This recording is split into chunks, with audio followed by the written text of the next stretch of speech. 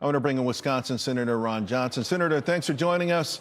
Lots of news coming out, lots of headlines coming out. What's standing out the most to you at this point?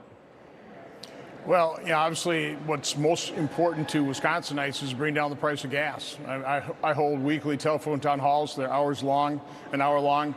About three-quarters of those things are talking about the price of gas. So, again, I want President Trump to finish the job here. I don't want the Ayatollahs to remain in power, or anybody in power that is still hell-bent on becoming nuclear power and will hold the Strait of Hormuz hostage. So, again, it's not going to be an easy task.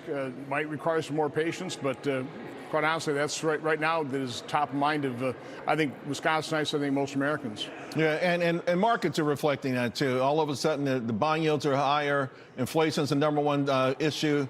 The stock market rally has paused. So I think there's a greater sense of urgency, without a doubt. With respect to the spending bill, how is that shaping up right now? Well, again, we focused on a skinny reconciliation bill that will fund ICE and CBP because Democrats refuse to do so. Just like they want to defund police, they want to defund the very agencies designed to protect us from the open borders that they threw wide open, allowing millions of people unvetted to flood in this country. So, again, we're in this situation because of Democrats. And so Republicans are responding, and I think we'll get this thing passed in the Senate probably this week and hopefully in the House shortly thereafter. Ultimately, though, the White House is asking for $1.5 trillion, which is not an unreasonable amount. In fact, I thought, considering the headlines from this, the conflict, if anything, it would unite both sides of the aisle, but obviously that's not happening. No, of course it won't. What we're spending as a percentage of GDP is really at historic lows. So I support, because defense spending is the top priority of government, I support spending more of our GDP, but we need to spend less other places. We can't average $2.6 trillion a year deficits, which is the current forecast over the next 10 years, put ourselves over $60 trillion in debt. So any defense spending requests, first of all, we have to look very carefully. What are we going to spend it on? Warfare has changed dramatically over the last 3 or 4 years.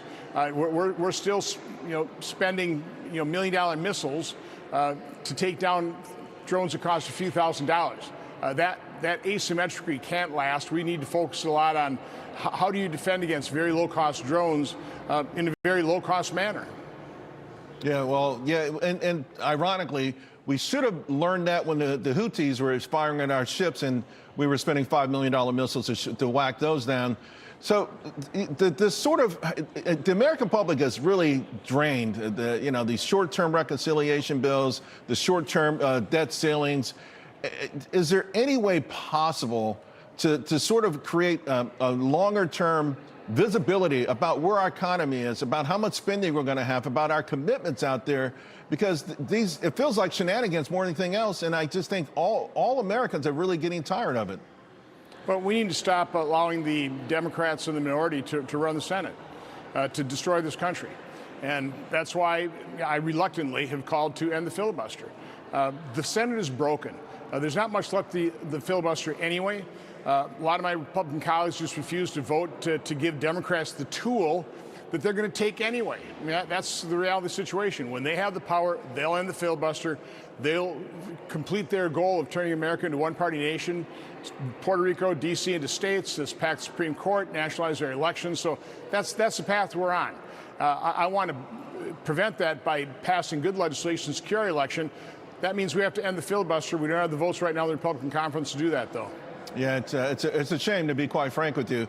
What about suspending the federal gas tax? That'd be a short-term solution. Yeah. One I'm not overly nuts about.